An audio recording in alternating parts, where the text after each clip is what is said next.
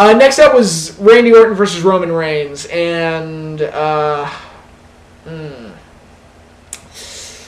they got some work to do with Roman Reigns. I still like Roman Reigns. I'm not going to shit on him. What I'm going to say is that they're booking him too much in that Sheamus or Cena type of way where he wins in these really formulaic matches, and his moveset is getting very repetitive, and it's...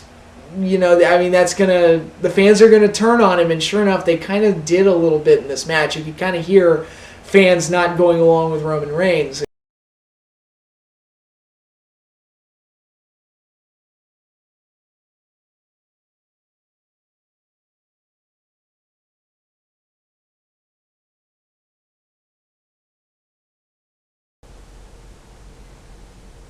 Well, guys, I have a lot to get through here, namely the first ever top 10 matches of the month, which will be tacked on towards the end. I also wanted to give my feelings on Super Bowl 49 and everything that, happened last night, and give my feelings on that, because there's obviously a lot to talk about following that game. But before I do that, I did want to bring attention to a previous video that I had posted. Obviously, you saw the clip at the start with the intro, along with the Steve Austin quote talking about Roman Reigns.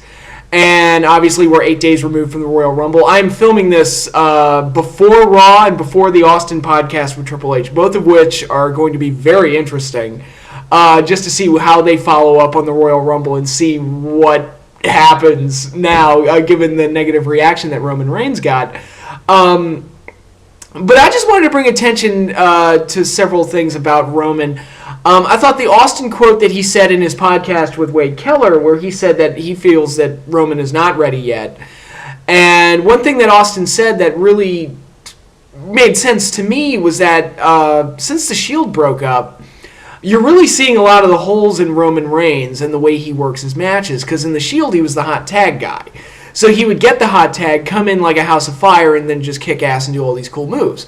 And that's how he got over, and that's how he really got his foot in the door.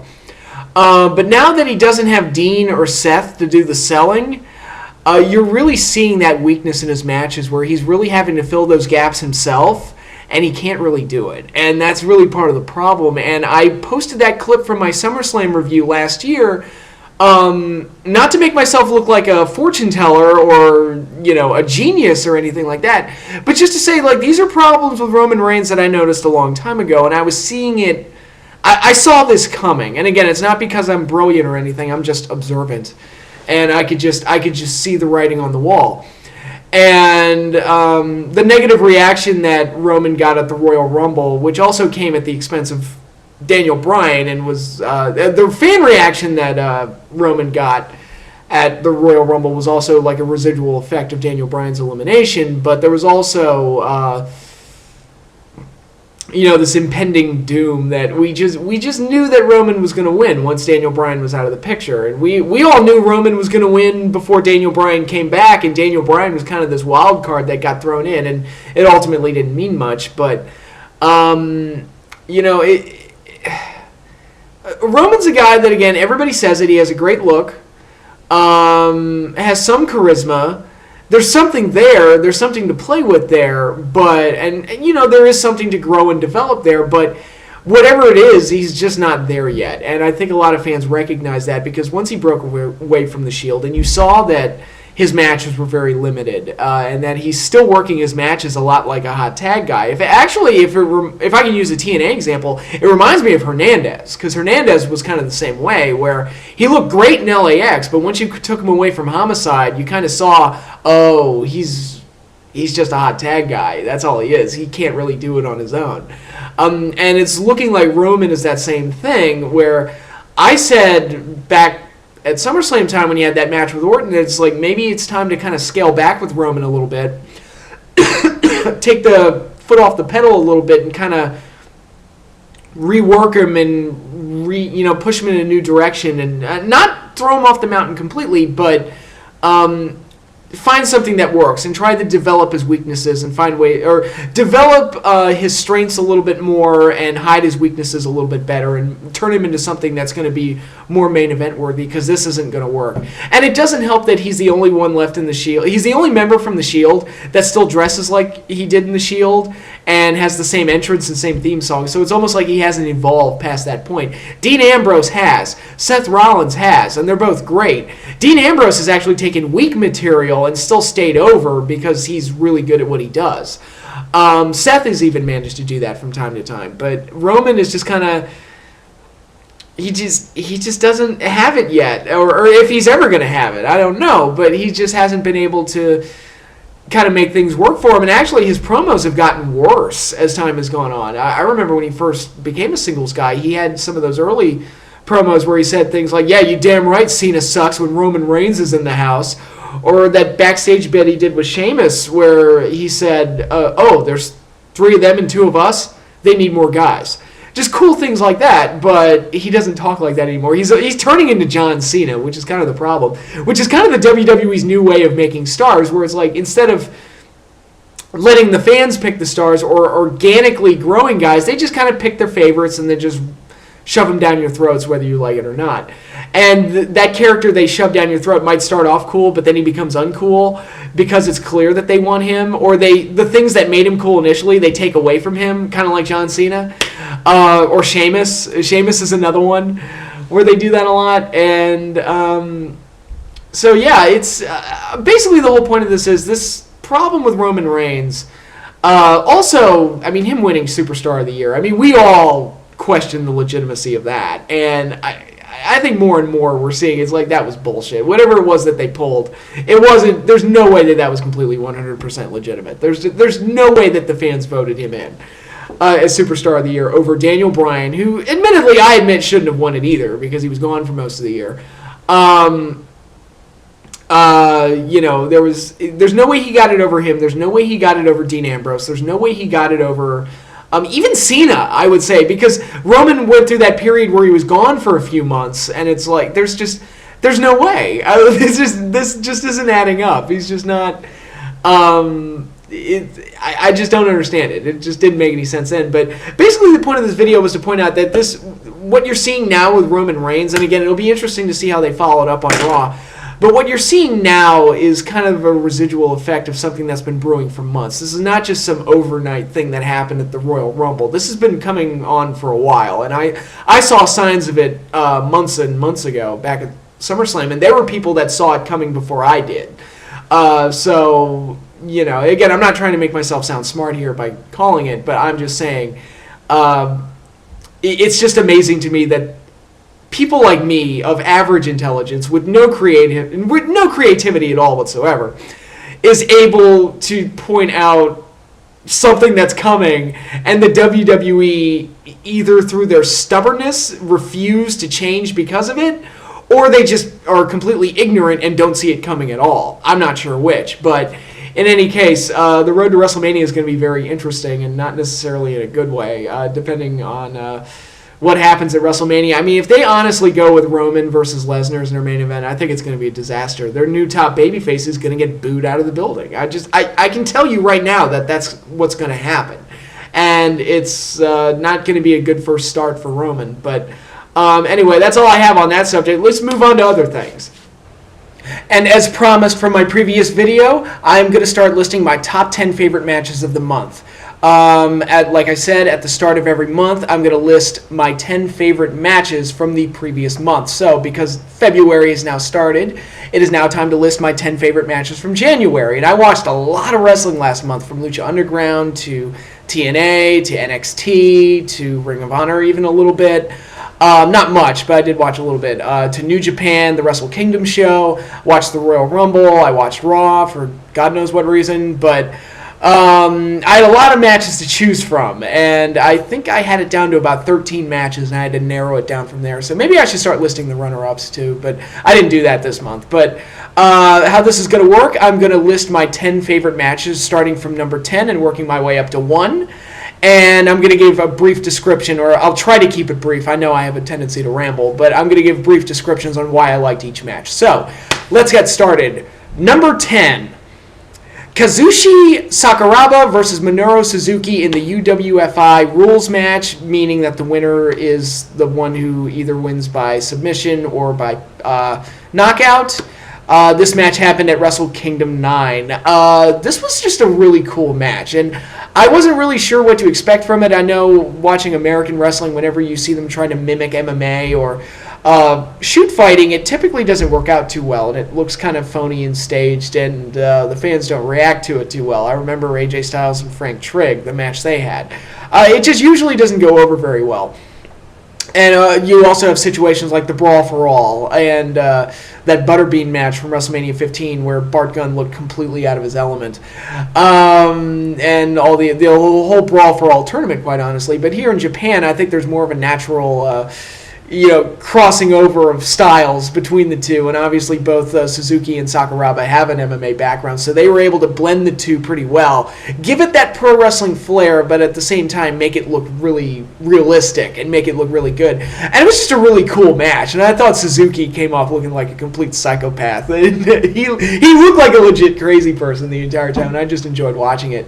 So yeah, it was just a really cool match that I really enjoyed. That's really the height of it right there, and one that really kind of surpassed my expectations. Again, me looking at New Japan as more of a novice and not a regular viewer, I wasn't sure what to expect out of it, and in the end, I was thoroughly entertained. So, good job there. Number 9 is a Lucha Underground match. Prince Puma defending the Lucha Underground Championship against Cage. This happened on the January 28th episode, so this is the newest episode, or the newest match on this list. I had it down to either this one or Prince Puma versus Phoenix, which was the first official Lucha Underground championship match. I decided on this one because I felt like this match accomplished more storyline-wise. It set up Cage as the new top heel of the promotion. He's a relative newcomer. I've been told that he was one of the TNA gut check talents that they were showcasing when they were doing the whole gut check thing. I don't remember him, so he must have left no impression on me through that. And actually, a lot of the gut check talents ended up not, leaving much of an impression, unfortunately. And the one that did, Joey Ryan, they ultimately did nothing with him. So whatever. But anyway, Brian Cage comes in as this total athletic powerhouse and was just tossing Prince Puma around like nobody's business. And I was like, holy shit, this guy's awesome. And he's just came off like a total fucking monster. And Prince Puma ended up winning the match by DQ because Cage can't be controlled or whatever. And he shoved the referee around and low-blowed Puma and everything. And it was like he's like an animal that can't be contained. And after the match was over, he beat up Puma, and then he beat up Conan and bloodied him up real bad. And then he took the Lucha Underground Championship belt and ripped it in half. Of course, the belt didn't look very good. It looked like a prop, but the effect was still there. And by the time it was over, I felt like they'd gotten sympathy on Puma and really made him look like, oh God, he's really threatened by this guy. This guy's a legit challenger for the title.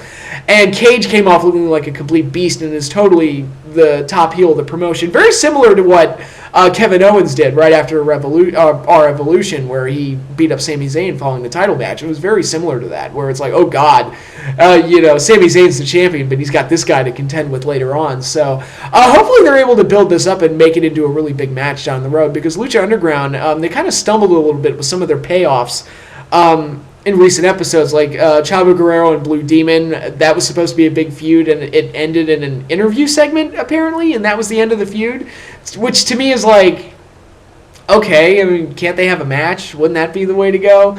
I don't know. And there was another one. Oh, Drago and El Cuerno, and they were having a great feud, or King Cuerno, I'm sorry.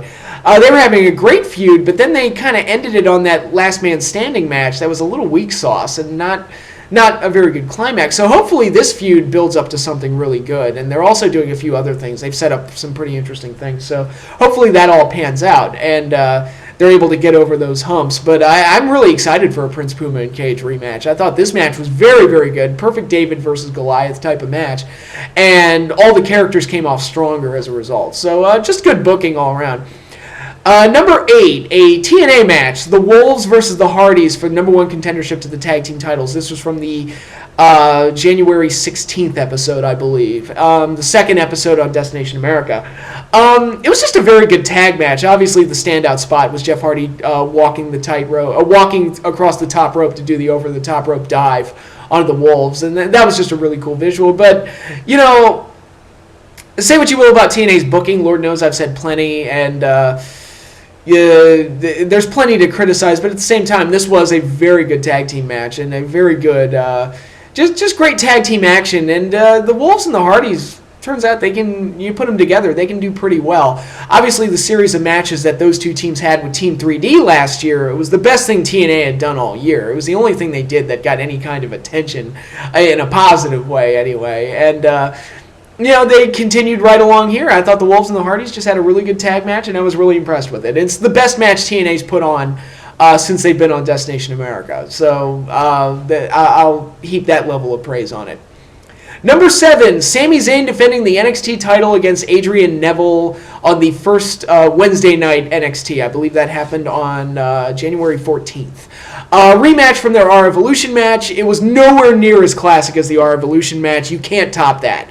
With all, Sami Zayn's career on the line and just the drama and the satisfaction of watching Sami Zayn win, you were not going to top that with this rematch. But it was still very good. And actually, it wasn't just a carbon copy of the R-Evolution match, which I liked. They told a different story. And I thought when Sami Zayn was like selling the concussion injury from the beating from Owens, I thought, oh my God, Adrian might win the title back. I thought for a second it looked like Adrian might win the title back. It was like, oh God, that's going to be disappointing. But it didn't happen. Sami Zayn retained, and in the end, it was just a very, very good match. And those two have a very good chemistry. They tend to have really good matches, and they had one amazing match at the last NXT special, and they continue right along here, had another strong one.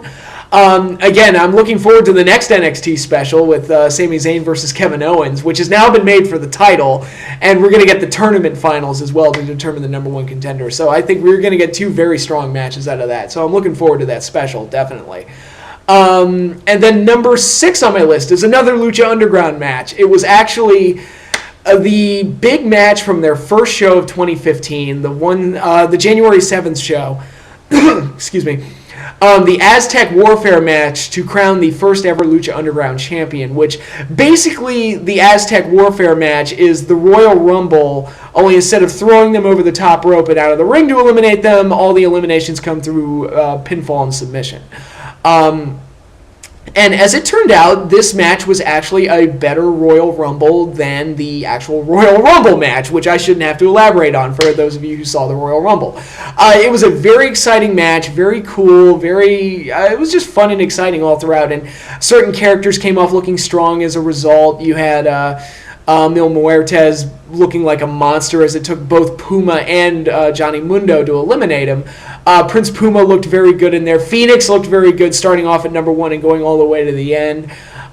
They did somewhat of a payoff with Chavo Guerrero and Blue Demon, and Blue Demon getting his revenge there. I wish it had resulted in a match just to give that storyline a better payoff, but you did get that, and Sexy Star got her revenge on Chavo. So there was a bunch of stories and characters. Drago and El Cuerno, I keep calling him El Cuerno, King Cuerno, continued their feud during the course of this as well. And like I said, I wish the Last Man Standing match had been better, but it is what it is.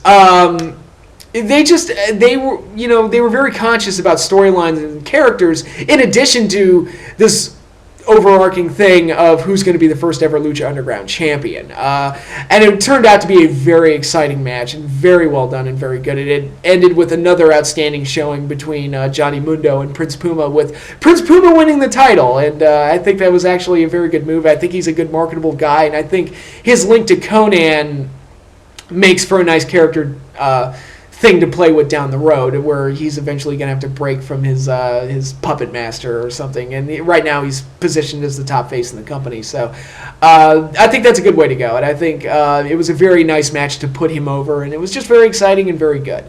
Next up, number 5, we have the phenomenal AJ Styles versus Tatsui Naito from Wrestle Kingdom 9. It was just great to see AJ Styles again, and to have JR calling the match was even better. And I love the story of the match, of them making the Styles Clash out to be this very dangerous finisher and everything, and ending it with the Super Styles Clash was also very cool. Just a very strong match, great match to have on the show, and I thoroughly enjoyed it. There's not a whole lot else to say other than that. And number 4 on my list is another match from Wrestle Kingdom 9. Shinsuke Nakamura defending the IWGP Intercontinental Championship against Kota Ibushi. This was the match that I think got the most praise from this show, and it wasn't my favorite match on the show. Oh wait, I spoiled some of the remaining picks on my list, but it was still a very good match, and I did really. I'd seen Nakamura before, and he's obviously very charismatic and very just energetic and very talented, and that all shined through greatly. But I had never seen Kota Ibushi before, and I thought he hung in there with Nakamura very well, and I thought they put together a very cool match, just very well done. And I love the whole backstory that they provided. Again, it was so nice having Stryker and JR on commentary to kind of fill in the gaps there. But to explain that, Ibushi started off as a junior heavyweight and then worked his way into the heavyweight ranks. I thought he looked very good in this match, and in defeat, he was kind of made into a star here, and he looked like he was on Nakamura's level. So overall, it was one of those matches where everybody came off looking much better, and Nakamura, again, he's a superstar, and he looked every bit of it during this match, and it's just very cool. So all of that was great. Number 3, the lone good match from the Royal Rumble. Brock Lesnar defending the WWE Championship against John Cena and Seth Rollins in a triple threat match. Just a very cool match. I had some criticisms of it, namely some of the typical John Cena-isms, like the 5 moves of doom, which even he looks bored with at this point. I mean, go back and watch that match. He is so half-heartedly doing the 5 moves of doom sequence. It's like, I think even Cena's bored with it now, but they also do the J&J security run-in, which again, it's the Bebop and Rocksteady thing. They're so ineffective, who gives a crap? I mean, go back and watch the original Ninja Turtles show. Bebop and Rocksteady, they're first introduced, and in their first moment, as Rhino and Warthog, they charge at the Turtles, and the Turtles jump up the air, they bang heads, and that's it. And that pretty much painted Bebop and Rocksteady as incompetent nincompoops for the entire run of the show. And that's kind of what J&J Security are now. It's like every time they run in, I don't give a crap. It's like they're just useless. Who cares? But other than that, all those John Cena-isms aside, I thought the match was very good. And again, it was one of those matches where everybody came off looking better as a result. Lesnar looked like a complete fucking monster in this thing. I mean, when he was no-selling the AAs and just kept getting up, I was like, holy shit, this guy's unstoppable. And Seth Rollins was just an amazing amazing in this match. The Phoenix Splash, thank you for those that filled in the gaps and helped me remember the name. I could not remember the name of that move, but him breaking that out was very cool. And the elbow drop through the announce table that he did on the Brock was also very cool, because it was like, this guy's willing to do anything to kind of keep this monster down, and he had to go to this whole other level to keep Lesnar down, and that all worked very well. And Cena didn't look bad in defeat at all. If you're interested in protecting your babyface, and normally they go to the extreme to make Cena look good, even in defeat. Some of those matches he had with Rollins and Bray Wyatt, for example, were just absurd. But this one, they did it in a way that was not absurd. He didn't look like a chump in defeat, but he didn't look like... they didn't throw every bell and whistle out there to protect Cena and make him look strong either. It was just very natural, very organic, and everything. And like I said, everybody kind of came off looking better as a result of it, especially Rollins. I thought this was a huge star-making match for him. As stupid as some of his matches with Cena were, and some of them were very, very stupid, this one was the complete opposite, where even though he took the pin, and I was worried about that, it's like, is he just in this match just to eat the pin? Even though he did take the pin in this match, I thought he looked a lot stronger in defeat, and I think he should be prepped up as the future top heel of the company, I think, because there's really nobody else that I think is quite up to his level. Some will say Bray Wyatt, and yeah, but they kind of also ruined him a little bit last year too. I love how they're booking Bray to be really strong there now, where he wins all the time, because they want to prep him up for Undertaker, and I'm like, you idiots should have been building him up all along, whether Undertaker was a factor or not. Like, Undertaker should not be a factor in whether or not you build up a strong heel. You should be building up a strong heel regardless of whether or not he's going to be at WrestleMania. But in any case, I think Rollins should eventually take over as kind of the top heel of the show. He basically is. But as so long as Lesnar's the champion, he's not going to be the undisputed top heel. So I think eventually, heading into WrestleMania 32, I think you should be looking to Seth Rollins as your guy, your top villain of the show. And some people have been suggesting that he should cash in at the end of WrestleMania this year. I would not be surprised if they did that, and it would be very cool if they did. And it would really give them a whole year's worth of storylines to build off of from there. And hopefully maybe even save face for Roman Reigns and help him, actually look, give him a purpose in defeat or something. Much like how the way Daniel Bryan was screwed at SummerSlam 2013, how much that ended up helping him more than it hurt him. Although I don't think the WWE had a plan to take him past October, clearly, but obviously those plans were changed. But anyway, I'm getting off track here. This triple threat match was action-packed. It was great. All the characters were great, or at least not annoying in Cena's case. And it was just one of those matches where everybody came off looking good, and it was just a very well done match. One of the great title matches in Royal Rumble history for sure. And on a show that was otherwise dog shit, this one was pretty damn good. So yeah, that's my number 3 match. My number 2 match is another match from Wrestle Kingdom 9, the match that I was fully prepared to give Match of the Night honors to until the main event happened. Oop, I just spoiled the number 1 spot. But number 2, Togi Makabe versus champion Tomohiro Ishii. I hope I said that right. For the Never Openweight Championship for Wrestle Kingdom 9. This was just a style of match that you don't get in America, but was so cool. And I thoroughly enjoyed this match from start to finish. It was just Japanese strong style, just stiff, hard-hitting, knockdown, drag-out type of match, and I just loved every minute of it. It was just this nice, hard-hitting, brutal match. And I just found out right before I started filming that the new beginning card, one of the cards, I forget which one, is going to have a rematch between these two for the Never Openweight Championship, and I'm like, yeah, I want to see that match again.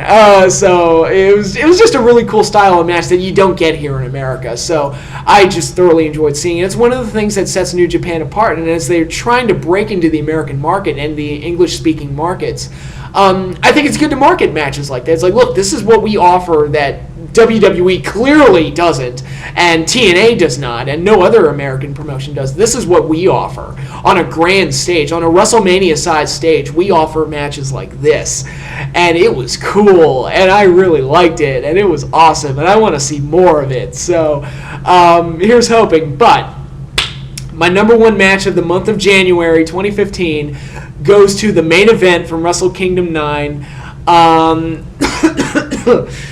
Hiroshi Tanahashi defending the IWGP Heavyweight Championship against the Rainmaker, Kazuchika Okada. I hope I pronounced that first name right. I know JR had trouble with it too, but yeah, this was just what a main event should be. It was an awesome match. Again, it was great to have JR and Stryker on commentary to kind of build the match up and make it sound like this bigger, larger-than-life match to people like me who aren't as familiar with the product and don't know the full history between Tanahashi and Okada and the great series of matches that they've had and the significance of the rivalry.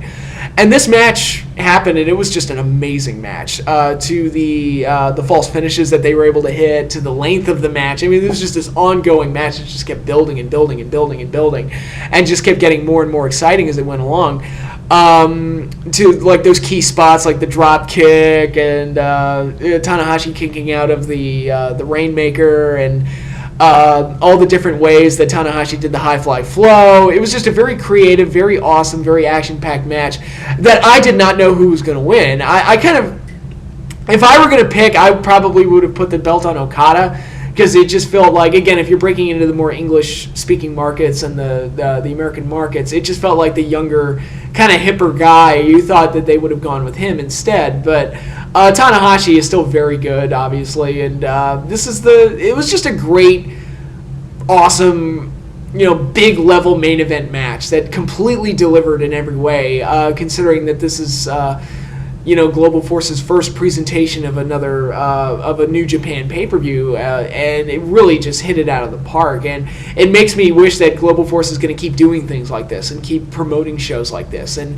New Japan is going to keep finding ways to break into the American market and do things like that. And it was just an outstanding main event that totally sold me on the show as a whole. And I was already sold on the show because they kind of dominated this list of mine, but it was just a great, exciting match that made me a huge fan of both guys right off the bat. And I'd seen Okada before and I'd seen Tanahashi before, but never in a match quite like this. And it was outstanding, and I can't wait to see more of New Japan because I consider myself a fan now. But with that, Now that I've listed my 10 favorite matches of the month, now I'm going to list the wrestling brand of the month.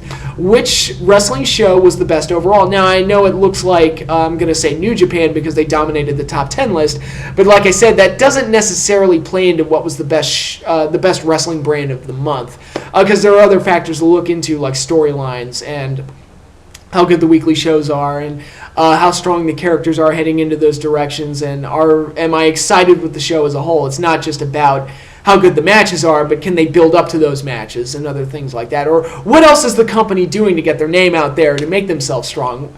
I think NXT, they take a slower approach to their show, but I can see what they're building up to, and that it makes the show exciting. Lucha Underground, they kind of struggled a little bit with some of their payoffs, but the build-ups tend to be really good. Hopefully they improve on those payoffs, because those are two pretty big ones that they kind of stumbled on, and I think they've set up some pretty good things, especially in the last episode, the last two shows, I should say. So hopefully they're able to improve on that. TNA, they're all about kind of blowing their load on the show, because I've heard in the spoilers they're doing like an Ultimate X match, and they're doing Lockdown next week, which, as you know, I just love Lockdown, and they're just kind of like throwing everything out there and make everything seem big week to week, and I can understand that mindset, but at the same time you kind of blow through everything, and if you do so many title changes and so many run-ins and all that other stuff, you blow your load, and it kind of makes everything seem mundane. And obviously, if you have things like WWE Raw, the shows are just terrible, and it just makes you shrug your shoulders and go, "Why am I watching this?" But all of that said, I'm going to completely betray what I said and say that the brand that dominated the top 10 list actually is my pick for the brand of the month, and that is New Japan Pro Wrestling. And it's not just because they had 5 out of my 10 favorite matches of the month, although that is a reason.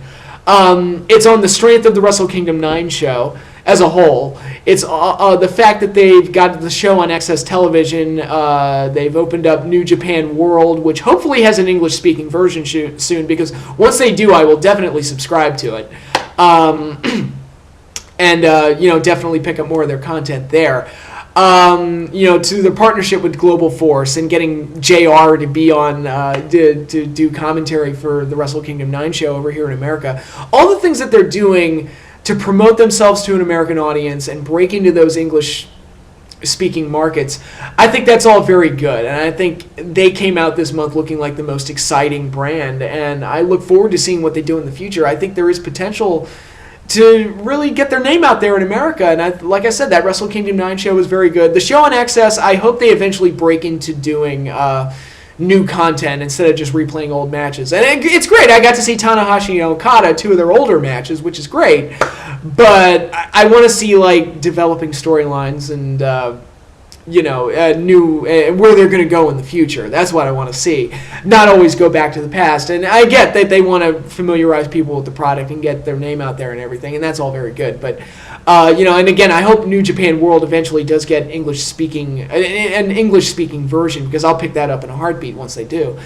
And all sorts of things. And I just think I'm very excited for New Japan right now and seeing what they do in the future and what else they do to further integrate themselves into the American market. So that's all very interesting. So New Japan Pro Wrestling, they get my pick for the wrestling brand of the month. So kudos to them. But at the start of March, I'm going to be doing this again, the top 10 matches of February and the wrestling brand of February. So until then, stay tuned and keep watching your wrestling and see if you can guess what matches I'm going to pick or what show I'm going to pick. Because, it's up in the air, and this list was actually hard to make. Like I said, I had it down to about 13 matches, and actually the Puma cage match from Lucha Underground this week kind of snuck up on me. I didn't expect that to be one of my favorite matches this month, but it was actually a very good match, and I really enjoyed it. So a lot of good things to talk about. I do like to emphasize on the positives. So with all the negativity that I throw in my videos, it is nice to talk about things that I like and all sorts of things. But that's all I have now for the wrestling side of things. But stay tuned if you want to hear me talk some football. Now, obviously, if you're a football fan, you know Super Bowl 49 happened last night, and I haven't talked too much about the Super Bowl, mainly because you had the whole Deflategate scandal, which I didn't even want to touch, and I'll be perfectly honest, I'm not a fan of either team, the Seattle Seahawks or the New England Patriots. If you ask me who I was rooting for, I probably would have said the Seahawks, but at the end of the day, it's like, who cares? I even read an article that said, it's like, isn't it amazing that this is like the Super Bowl between two teams that everybody seems to hate? But it's just like, I can't remember the last time there was a Super Bowl where it was two teams I legitimately like just didn't like. I mean, there was Tampa Bay and Oakland, that game, which I have no memory of. That tells you how remarkable it was. But it's not that I hated both teams. It was more like I didn't care about either team. So it's the Super Bowl I have no memory of. Every Super Bowl from Giants and Bills to this last one, I can tell you things that happened on that night and things that I remember about those games. But that Tampa Bay-Oakland game, I have absolutely no memory of watching it. And it's amazing. And I must have watched it because what the fuck else was I doing that night? But anyway, sidetrack. Because I didn't really like either team, because the whole Deflategate thing had blown up, I didn't really want to talk about the Super Bowl. But the game has happened now, so I figure I'd talk about it. Great game. Very exciting. Went right down to the wire. Seattle choked in the most remarkable way you could possibly imagine, and everybody's making fun of them for it, and rightfully so, because, I mean, you're on the goal line, 1 yard to go, and you decide to throw it into traffic on this bizarre slant play that they called, when you have Marshawn Lynch to hand it off to and score the winning touchdown with the clock winding down. I mean, it's like, you had it right there. You literally created the perfect scenario to give the Super Bowl away. I mean, they snatched defeat from the jaws of victory. They totally did. And everybody is just... And literally, as the play was happening, I literally said, why the hell are they And just before I could even finish it, Russell Wilson got picked off, and that was the end of the game. And I guess congratulations to the New England Patriots, although I'll get to them in a minute. Yeah, I just thought it was really funny that Seattle just kind of blew the game the way they did. I was like, wow, that was... And after that catch from Curse, that was like... That catch he made, had Seattle won, and by winning I mean not fuck up, because they should have won that game after that catch. Had Seattle won the Super Bowl... I would argue, and I'm saying this as a Giants fan, that catch was more miraculous and more ridiculous and more special and crazy and amazing than the David Tyree catch. But because they lost, it kind of nullified the catch. And I do think that matters, whether or not the catch had any impact on the outcome of the game, which it really didn't. But... and again, speaking as a Giants fan, people say that Odell Beckham catch earlier in the season was the greatest catch in the history of the game, and I disagree because the Giants lost that game. So I was like, no, it's not the greatest catch because the Giants lost. So the catch was nullified and meant nothing. And that's kind of how I look at it. But again, I'm not trashing Odell Beckham. I love that he's on our team, and I see great things for him. But... I do take that into consideration when I consider, like, the all-time great plays. It's like, what was there? I mean, the Lynn Swann catches, the David Tyree catch, things like the, I was thinking of another one. It left me. But anyway, catches like that really, really determine the outcome of the game. Those, to me, are, like, the biggest catches of all time. And that one by Curse should have been one of those. But, they called a stupid play on the goal line and ruined the whole thing. And they had Marshawn Lynch. They had him right there. You had it. You had it. And I guarantee you he would have gotten that yard. I guarantee you. Because he was pushing defenders around left and right towards the end of that game. I mean, he would have... I guarantee you he would have scored. Or I would have even considered calling a quarterback sneak in that situation because it's a fucking yard. And I've heard Pete Carroll give the justification. And I guess it makes sense that it was second down and they wanted to be able to use all four downs. And if Marshawn didn't get in on second down, they would have had to use their last time out, and that doesn't guarantee that they get to use third and fourth down. But even so, it's like, dude, it's Marshawn Lynch. He got you down there to the goal line. He would have gotten that, or Russell Wilson, do a bootleg and have him run out there to the edge and get it. I mean, I guarantee you could have run that ball in. And it was just hilarious to watch it turn out the way they did. And then even more hilarious was to watch Seattle pull a fucking hissy fit and watch a goddamn brawl break out, which again, I guess you could say this Super Bowl was a better Royal Rumble than the Royal Rumble was, because you got a fucking Royal Rumble right in the middle of the right at the end of the Super Bowl, and that was hilarious. It was like, yeah, stay classy, Seattle. That's how you lose with dignity. It's like that line from Young Frankenstein. Yeah, dignity and grace. Yeah, yeah. Where's Igor when you need him? We need Marty Feldman here to make that one work. But yeah, it was just hilarious. And is it any wonder why I don't like Seattle? I mean, it's like, yeah, you lose and you pull that shit. But it's like, I don't like New England either, because when they lose, Belichick pulls that howdy pouty, you know, sourpuss face and acts like an asshole. So it's like, yeah, fuck you too. I remember what you pulled at the end of the Super Bowl 42, you bitch. Yeah, where he, 1 second left on the clock and he ran out on the field to go just so he could pimp away and not have to watch the kneel down. It's like, fuck you. But anyway, New England Patriots, like I said, there's the whole Deflategate thing going on, and I will say this. In a year that the NFL has been marred with scandals, from the domestic abuse scandals of Ray Rice and Adrian Peterson to, the questionable officiating that went on in the playoffs. I don't think a week went by in the playoffs where there wasn't some sort of screwy call going on. It was weird. Some of the officiating. That Detroit-Dallas game is one of the worst officiated games I've ever seen, and not even just because they picked up the flag at the end. That was the cherry on top, because I've never...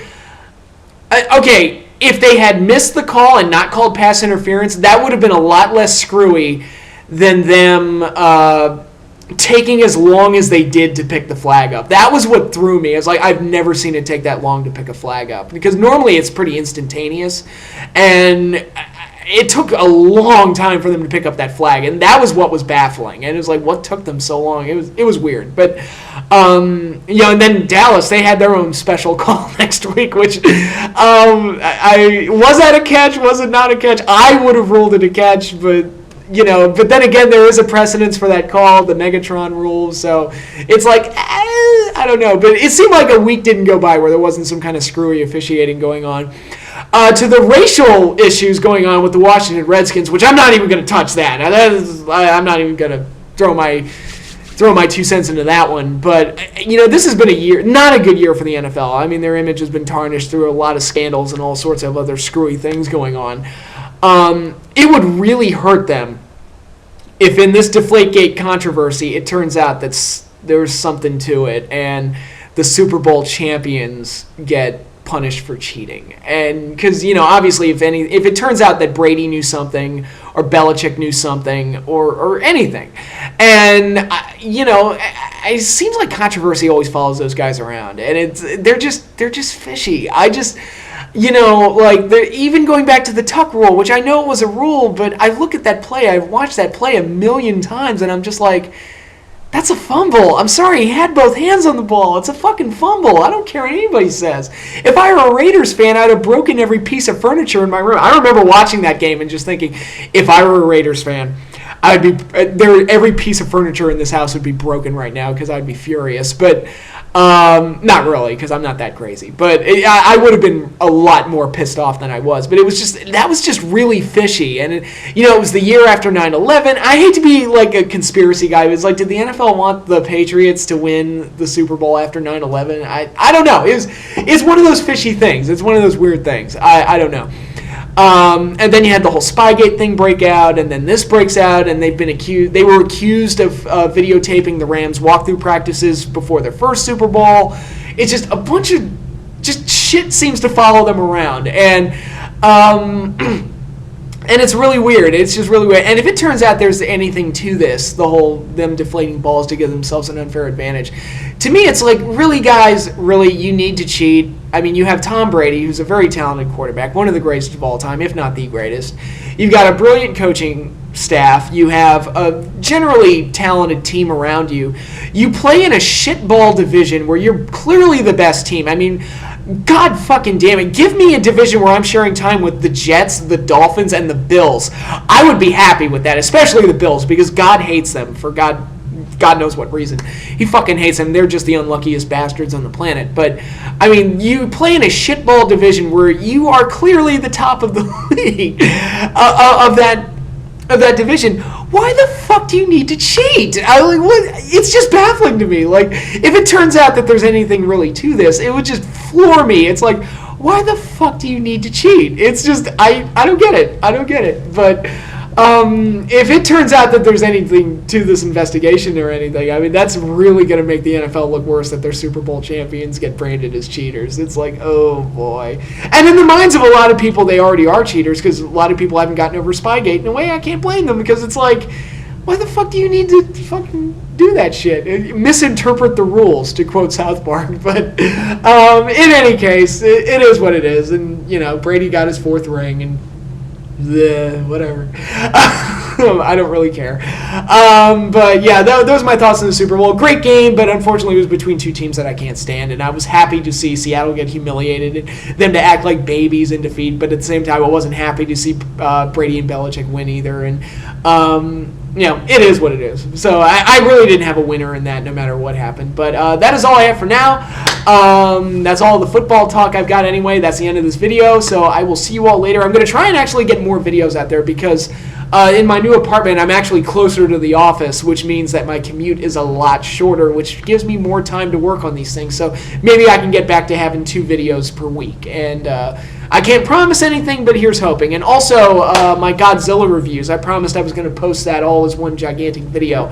I will have that out by the end of the month, I promise. You'll have all my Godzilla reviews all in one video without all the clips and the music in it. Just all as one really long video with a table of contents that you can jump to and everything. And that'll be that. And I'll have that out to you by the end of the month. But until then, that is all I have for now. Hope you all enjoyed the Super Bowl.